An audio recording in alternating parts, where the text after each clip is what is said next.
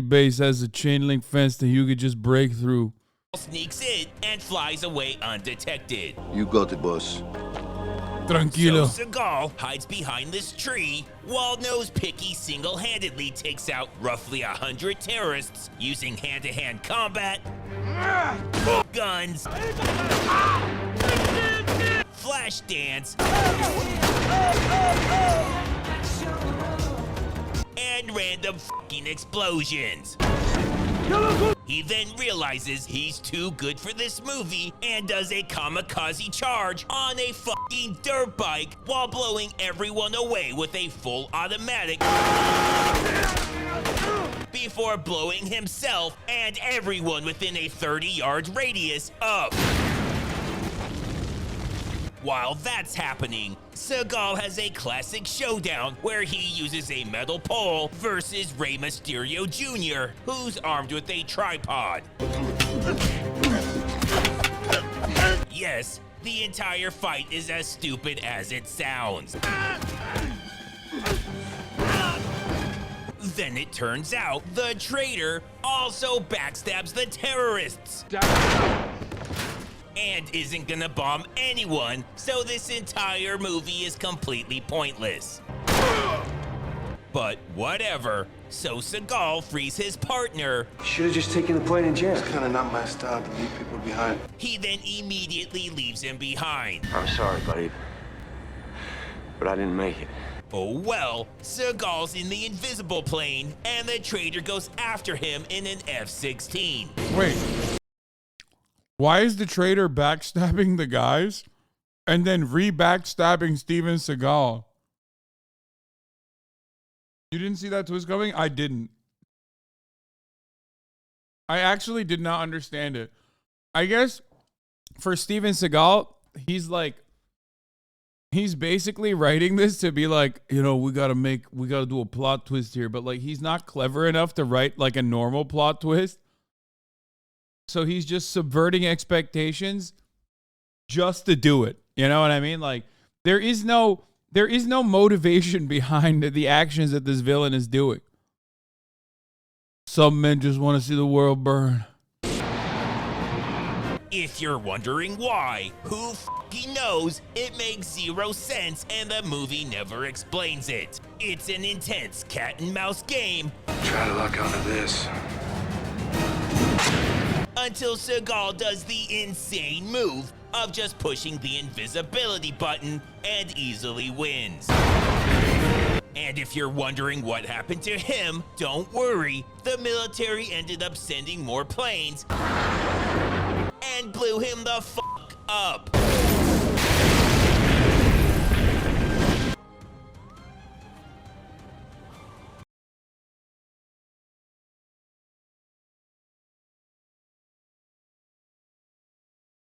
A good man is the Steven Seagal. I've heard this one. This one has a special place in my heart because he has look at this goatee. Oh my God. Movie where he showed the world what it already knew all along. Are you for real? Not really. It's all fake. And as long as you don't give a shit, I really don't give a fuck. you can easily pump out a movie over a weekend. It starts off by not wasting any time. I love that he has a backwards cap or the do-rag is so good. And get straight to the nonsense. Notice how he's getting he's getting fatter and fatter over the years. So the older you, the further you go back in like Seagal's library of content, and man, is it vast. The older he gets, the fatter he gets. So the funnier the action sequences become. There's no darkness without light.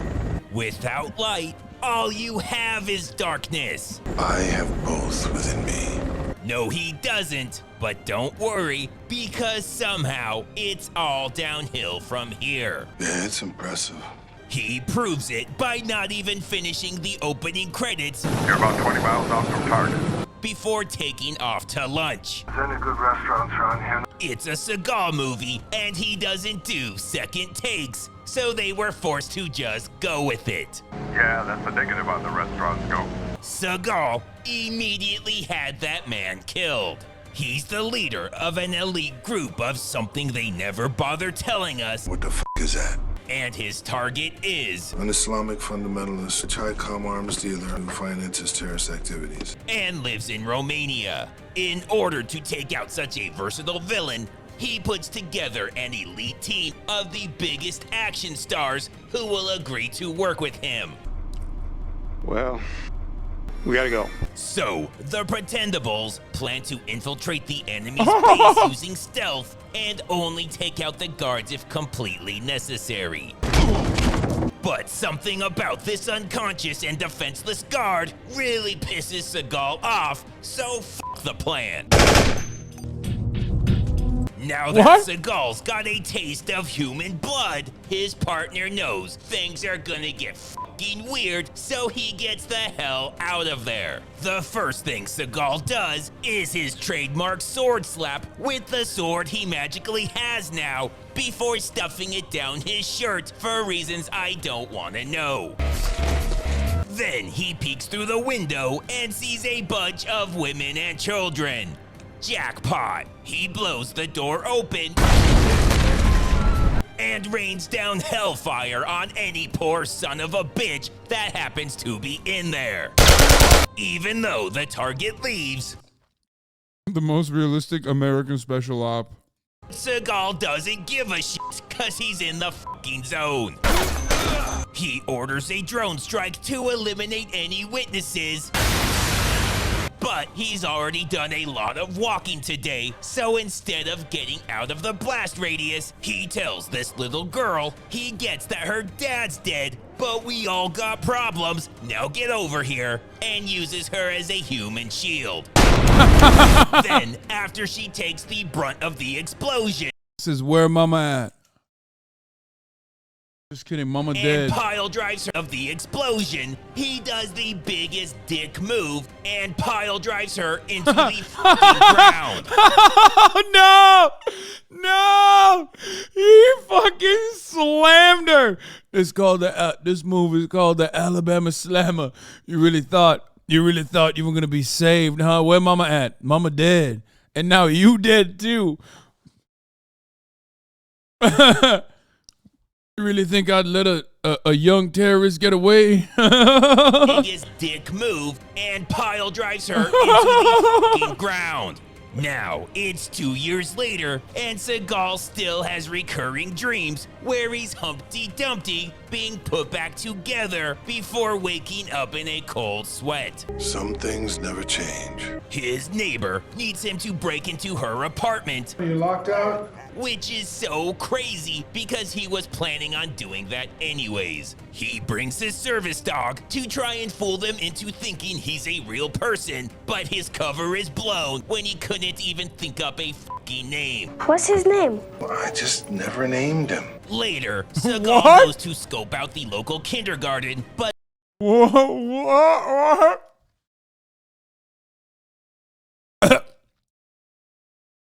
The best part about this movie, and just like all Steven Seagal movies, is that he wrote this shit himself, dog. Like, he literally was just like, what do humans do? And you know, in the real world, he has a dog, and he has named those dogs. So I guess while he's writing the script for his movies, he like forgets things that humans do in the real world. You know what I mean?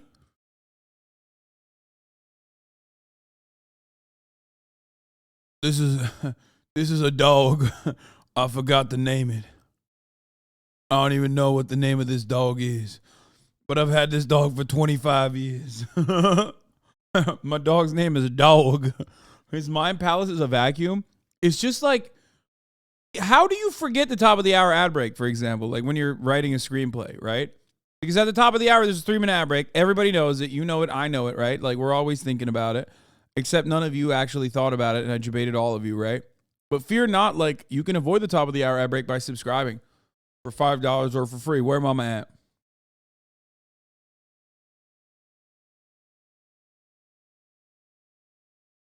Now, if you no longer want to see them, you can subscribe for $5 for free, or with a Twitch Prime, or by getting gifted a sub. Here's the 3-minute ad break. Now, what's the name? Yo, mama dead. What's the name of the top of the hour ad break? I don't know. I never named it. Oh. Aisha Esquire, thank you for the 5 get the subs. Line 5 people no longer see the ads at the top of the hour. But the little girl happens to be there, and as soon as he's recognized, Hey, where's your dog?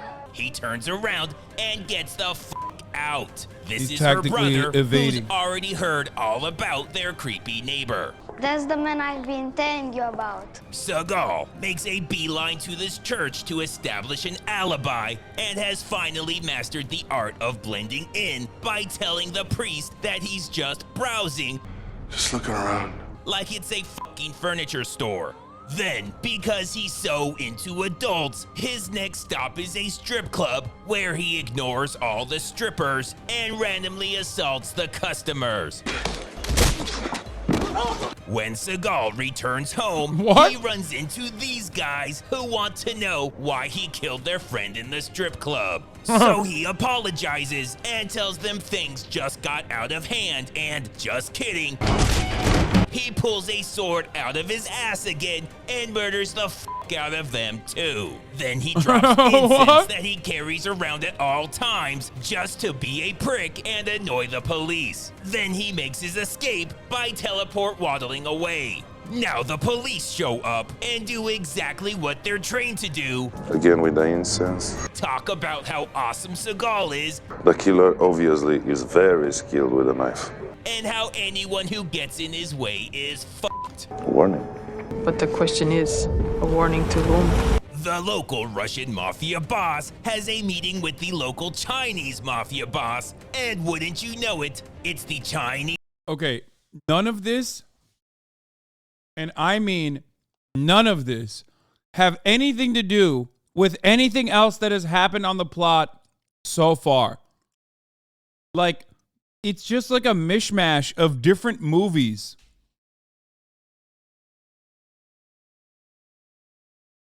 I don't understand. Like, what about Afghanistan? Like, was there... Does that somehow have something to do with, like, please tell me there's something related back to, like, Afghanistan when he was doing, like, missions and shit over there. Like, maybe he just, like, maybe the girl he pile drove into the fucking ground becomes a terrorist or something. communist Islamic terrorist arms dealer that Seagal rescued earlier. It turns out he and Seagal have a lot in common. Proclivity for beautiful Russian girls. The younger, the better. The Russian boss is there to find out who killed his men, and now he's pretty sure it was the brother. Yeah, how'd you know? It's a Seagal movie. Oh, shit. So the fact that he was with you when they were fucking killed somehow never comes up. So he sends the... Come on. Okay, that's too much. That's literally... What? Like, he saw who murdered the fuck... He saw him murder him. They were fucking killed somehow never comes up. So he sends the world's worst hitman who misses from right fucking here. He can't believe that dumb shit either, but you need to get over it because we're only halfway through this atrocity. The sister gets home from work and starts to panic when it looks like Seagal Motherfuckers like me playing Valo, dude. That's crazy. finally broke in. She's overcome with relief though when it turns out to just be the Russians who are there to traffic her and her little sister. Keep her safe. So Seagal goes to tell them he already called dibs, and when they don't back down, Go back to your room. waddles back into his apartment and sends his body double out to show them he means business. But they escape. I think the funniest part about Steven Seagal's stuntman is that he's also not very much in shape, or at least they like stuffed his entire fucking... they stuffed his suit full of shit to make him look like Steven Seagal. So even the stunt doubles movement is like kind of restricted. Look. And sends his body double out to show them he means. Also, his body double straight up has a different facial hair. Steven Seagal, Back into his like no beard, just a goatee. apartment and sends his body double out Body double has like full beard. to show Like, look. Like a 5 o'clock shadow. them he means business. But they escape with the little girl who they offer to the Chinese boss as a gift. This is the sister. He tells them they're really It's always really funny because they're like, you know, in shitty movies like this, they're like, we have to traffic this child. Like, specifically this child. Ooh, this child is a delicacy. It's like, why that child? You could have found any other child if you were like that obsessed with like trafficking children, but they're like, no, this is the one child that is like the best one to traffic. He's like, oh man, it's like a diamond. It's like an emerald. fucking stupid. Are you gaming me? And he knows what he said. The younger, the better. But he's not Seagal, and this isn't what he meant. But he decides to keep her I want to keep the girl. because he knows someone that will pay top dollar. In the meantime, Seagal does what Seagal does best. Why is he Creeping always in around strip the clubs? bathroom, murdering innocent people. He just happens to run into the Russian boss. Like He randomly? takes him hostage, and even the dog refuses to watch because he's seen this stupid shit 100 times before. Seagal tortures him the way college kids f with the drunk guy who passed out at the party. I guess it's gonna be a long night. After drawing penises on his cheek and forehead, he draws up some coffee and squirts it up his nose. Wait, what? He tells Seagal he'll give him whatever he wants if he'll please have some self-respect. No fucking deal. When Seagal finally finishes satisfying his sadistic urges, he stops by the church and finds someone went crazy in there and really fucked that priest up. Seagal doesn't remember if it was him during one of his blackouts, so to cover himself either way, he just stands there confused for literally 10 seconds before. Dude, that's just brilliant acting. Okay, this guy's just a hater now. Now I'm realizing that he just doesn't understand the bold vision that Steven Seagal had when he was just fucking, when he chose to react to it for 10 seconds. Like this. Where mama at? That's what he's saying. We're saying the craziest shit you will ever hear. Cause now I will snatch every motherfucker birthday. I will smash every motherfucker birthday. Oh my God, he's doing code switching in the movies too?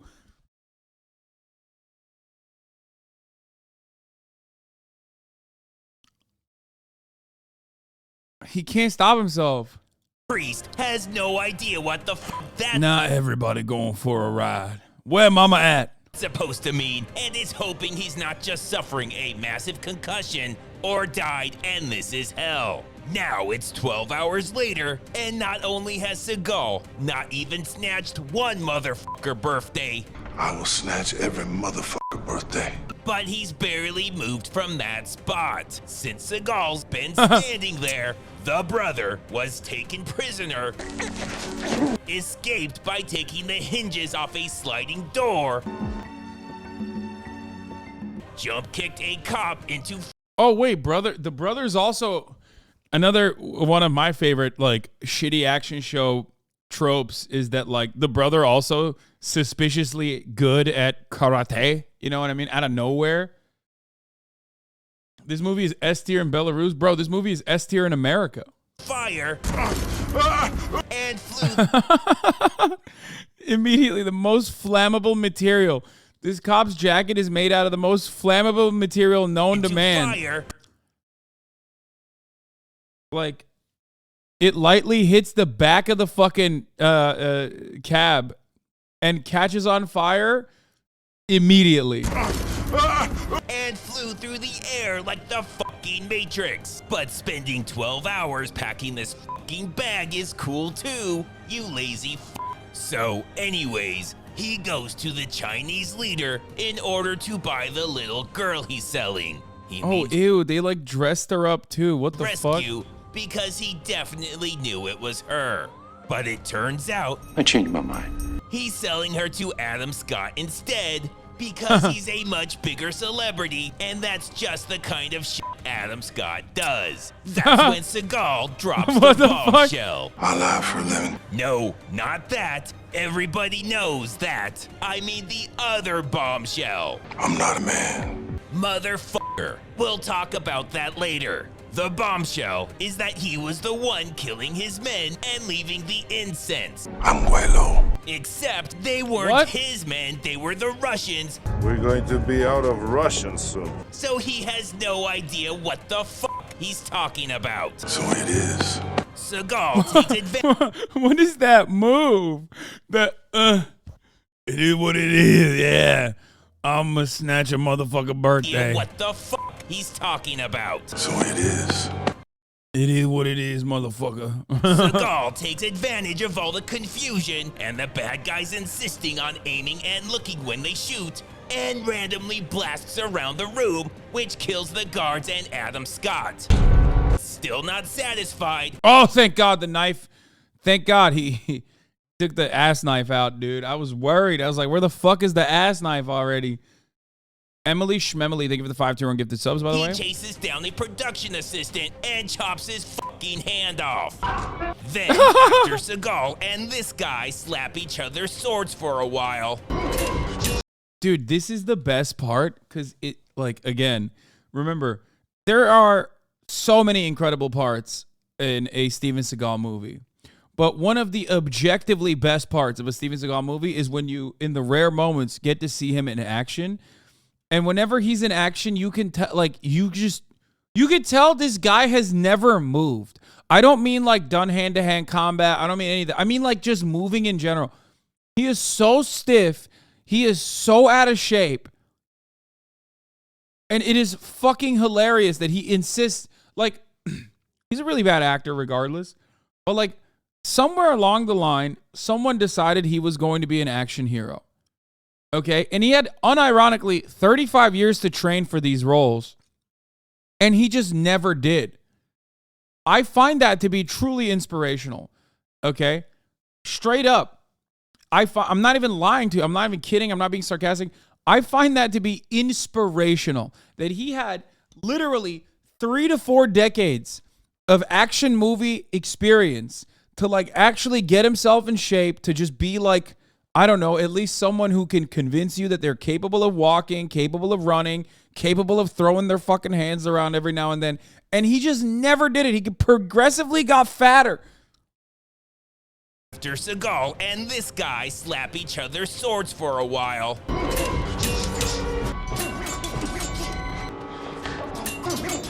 It's down to just him and the Chinese. He just like always looks like he's on the verge of collapsing from heart disease. You know what I mean? He's like he's like, it looks like he's got really high blood pressure in every fucking move, in every moment that he's moving. Where mama at?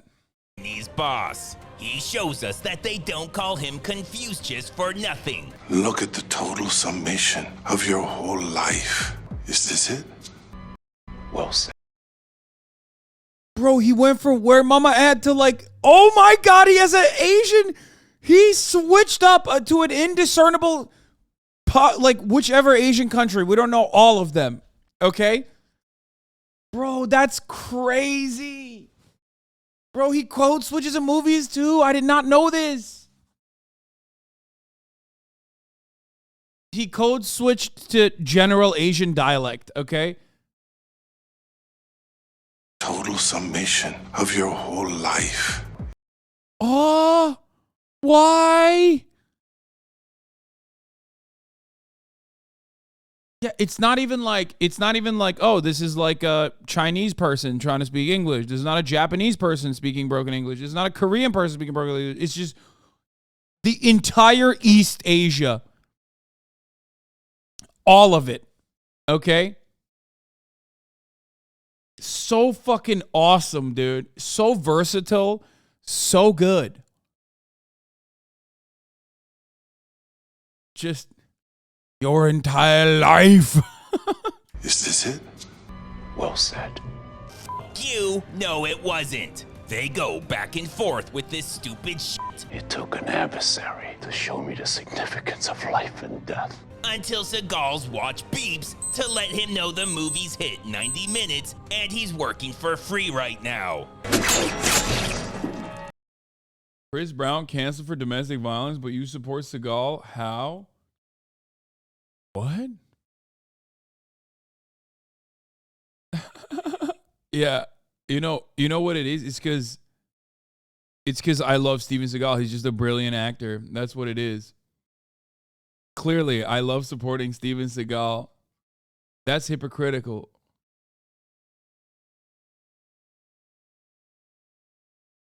He got me, guys. He got me. He got me. White kid from Naperville named Kid See Ghost. Love that. By the way, he's been doing this since he's been doing it. He came in and just started popping out of the gate, swinging. All right, Tyler. Okay, you got me. You got me, dude. I know Kid See Ghost a Kanye reference. I know.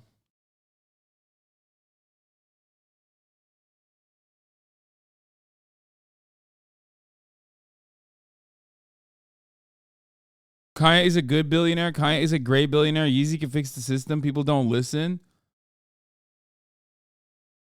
I'm voting for Kanye. I don't care. All right, let's continue. Free right now. So now he's dead and the movie ends. Why is he going out of his way to defend Chris Brown out of nowhere? Because Chris Brown has been posting on his Instagram. Actually, kind of low-key true shit about how, like, everyone picks and chooses the domestic violence, like people who do, like, domestic abuse. And he's been doing the what about this guy, what about that guy? Like, why do you guys not cancel those people? You're constantly bringing up my fucking prior domestic abuse against Rihanna. Meanwhile, it's like, it's kind of true to a certain degree. But it's also like, well, you know, that was Rihanna. And two, it's not like you were fucking canceled. Like I saw him at a Halloween party. You know, he was headlining. And, you know, you never really got canceled. You just, like, don't like that people bring that up, I think.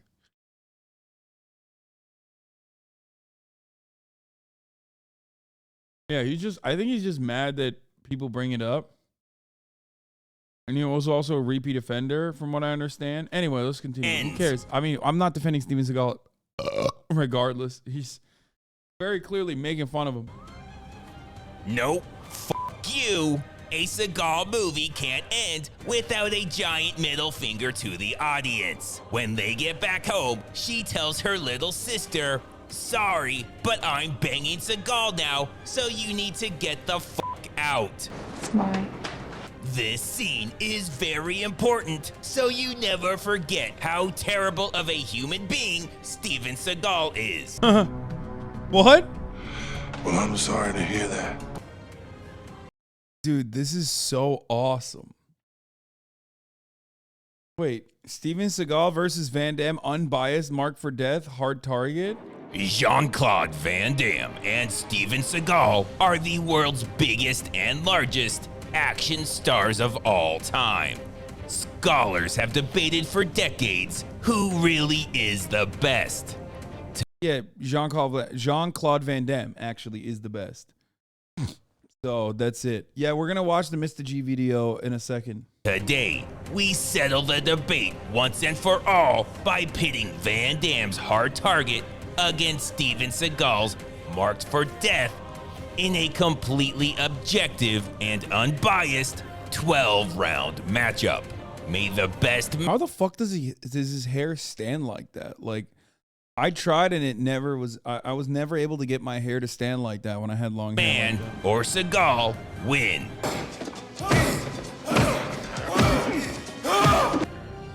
Round Round 1, the better hair. In Hard Target, the very first shot of Van Damme we see is a close-up of that glorious mullet. It is a science fact that his hair is so hypnotic that for the movie to make any sense, you have to watch all scenes where his hair makes an appearance multiple times for your brain to piece together what's happening in your peripheral vision. Okay, Trust hair-wise, me, lady, I know just how you feel. it's incredible. It's beautiful. It's glorious. In Marked for Death, Seagal has his trademark ponytail that's by far the most memorable thing about his entire career. Awful. What's most important. Oh God, I just realized I had the Steven Seagal hair. I tried to have the fucking Jean-Claude Van Damme hair, and I only had the Steven Seagal hair. Oh, Jesus Christ, that's so bad. Impressive is how it manages to be his single greatest trait, while at the same time still being really fucking stupid. Give me a break. Point Van Damme. Round 2, the better runner. Not only does Van Damme run with the sheer grace of a white-tailed deer, but also so. Okay, this is only making me want to watch Marked for Death, by the way, because, like, God, I do want to go through a lot of, like, 80s, 90s action flicks, because I feel like they were so good. Fast that the friction causes. Like, they literally used more regular fucking practical effects, and they used more, like, real fucking fighting sequences instead of the Marvel shit that's, like, softened and lets editing do the rest. Back then they did, when, you know, in comparison to now.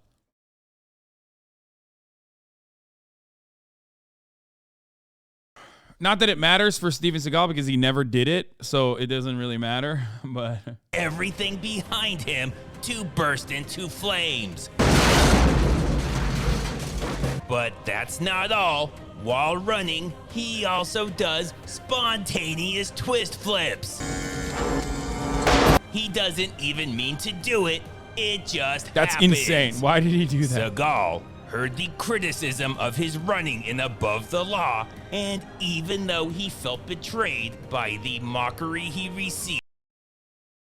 Oh, dude, yeah, this is famous. This is like the first and last time Steven Seagal ever actually runs in a movie, right? You rarely ever see him run. He's like, yeah, you guys think it's funny that I run funny? Well, you know, I'll gain 60 pounds and I'll never run again. Just for showing his feminine side, he vowed to do better, and boy did he. In Marked for Death, he shows his ability to multitask and steer a pirate ship while in a full sprint. What the fuck? Oh, he's still... Yo, why does he run like that?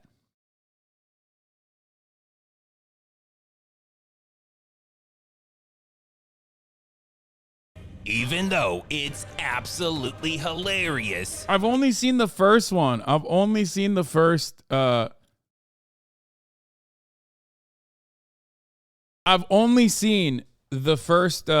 movie where he runs. I'd never seen the other one. It's also completely embarrassing. Point Van Damme. Round 3, the story. Both movies have incredible stories that scholars are still discovering deeper meanings to this very day. That's fire. He made the fucking he hit the snake so hard it went unconscious, dude. Yo! This fucking guy. How did they come up with this shit, bro? Run it back. We gotta run it back. Still discovering deeper meanings to this very day. Hard Target is an inspirational tale about Van Damme sticking up for the little guy. Like Vietnam War vets, women with crazy eyebrows, and that's just like 80s, 90s though. Like that shit was that was the titties back then. It's actually still the titties now. It like came back. pigeons. Hey, pigeon. Marked for Death is about Seagal shooting random women and children. My baby! What? Or some shit. Who fucking cares? It's incoherent dog shit. Point Van Damme. Round 4, the better co-star. In Marked for Death, Keith David partners up To be fair, Keith David is the GOAT, so he might, Steven Seagal might actually get this one. with Seagal and plays an old army buddy of his in what I assume were the Special Forces. Despite that, Seagal doesn't allow him to do anything during action scenes, so he either just looks around lost, hides out until the action is over, or is forced to wait in the car so Seagal can take all the credit. In Hard Target, Van Damme takes the diabetic guy from Cocoon and turns What? him into a total badass. He makes Hawkeye look like a bitch as he shoots explosive arrows. What? Okay, Keith David's and better though. yells incoherently while he rides around on his horse like a drunken man. Okay, the irony of this is that that guy does more action than Steven Seagal does in his entire career in one fucking movie.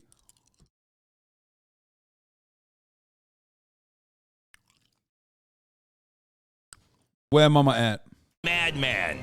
He's such a fucking boss that he blows up his own house just to fuck with the bad guys.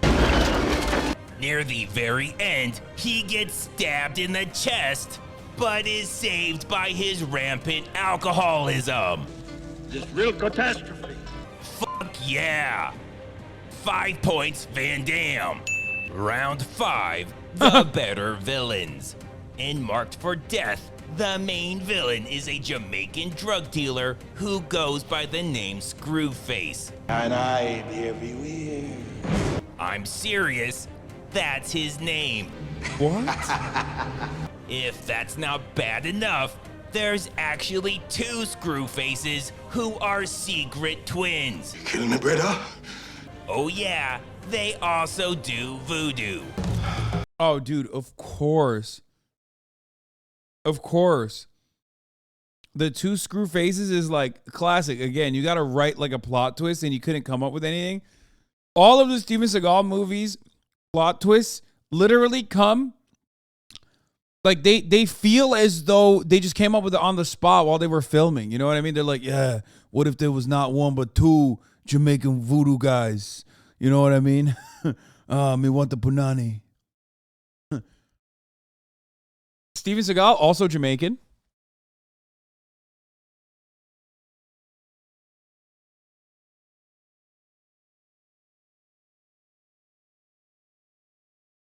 The Caribbean voodoo gangster was a staple of the 80s, 90s action movies. Yeah. Why was that? I wonder what like the reason for that was. Was it just like regular old racism or what the fuck was the deal?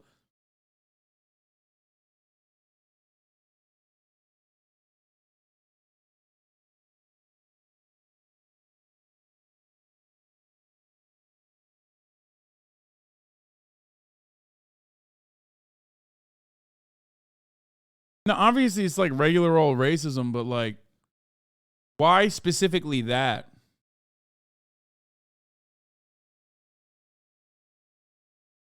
Do you know what I mean? Because like now, okay, post 2001, every movie, the enemies are Arabs, right, and Muslims.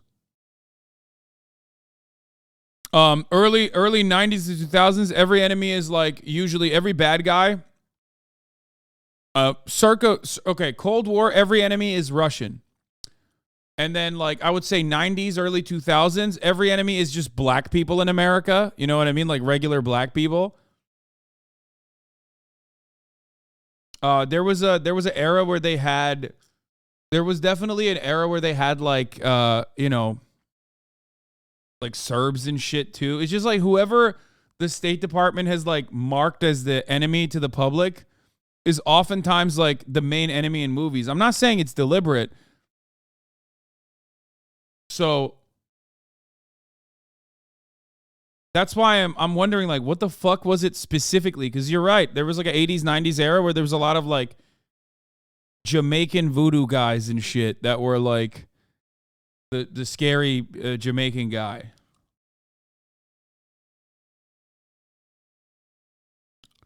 Yeah, indiscernible Balkan villains. Yeah. How is this a real movie? In Hard Target, there are also two main villains, but neither of them are shitty. You have the fucking mummy himself, Emotep. He is one crazy fuck that cuts people's fucking ears off. Ooh, that's then fire. Straight up executes them in a public area in the middle of the day. He gives zero shits if anyone sees him. Dude, that's fire. That's Then you fire. have Lance Henriksen, who is so badass that his weapon of choice is a single-shot pistol that doesn't even have sights. Not only is he a man of culture, but he disassembles grenades that have been dropped in his pants instead of just throwing them back. Sure, it didn't work out for him, but man, that took balls. 2 points for Van Damme. Round 6. -4 Seagal for no. Seagal has lost points now. What is happening? The craziest kill.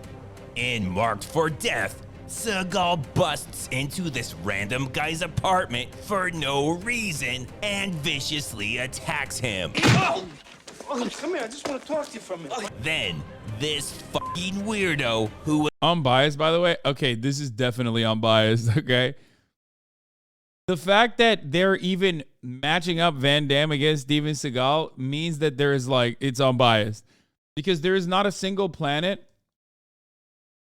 There's not a single planet where either of them could ever be compared, okay? Was doing who knows what in the bathroom, comes out and attacks Seagal before being thrown onto the soft bed and apparently falling asleep or something.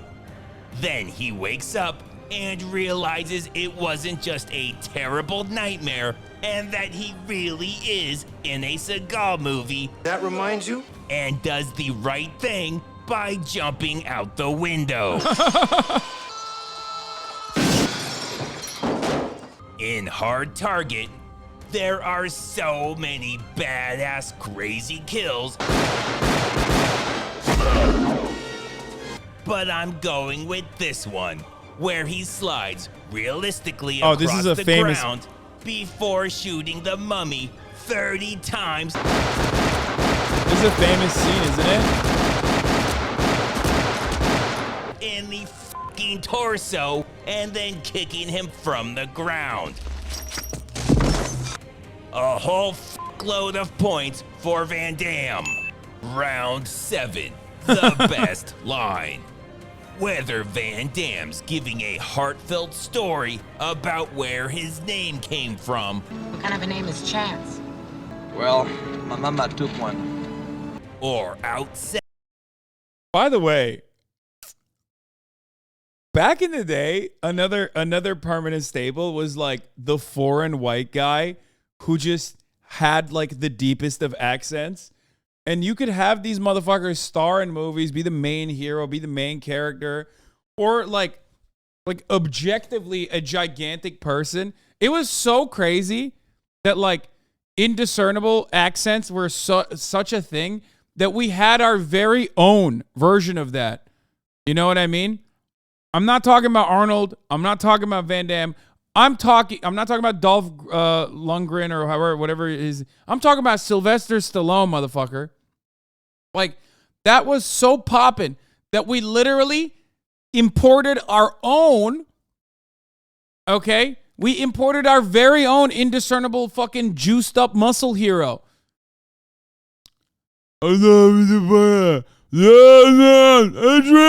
Like, that's insane that we were just like, yo, that shit is so poppin'.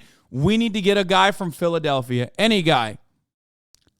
Actually, is Sylvester Stallone from Philadelphia? I don't even know. I just, went with Rocky.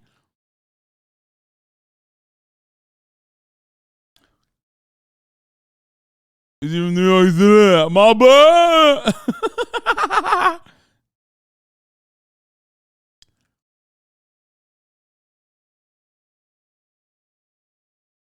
I'm just saying, like, that was a very different era. You don't see that anymore. You don't have like motherfuckers. Everyone has like a common American dialect now.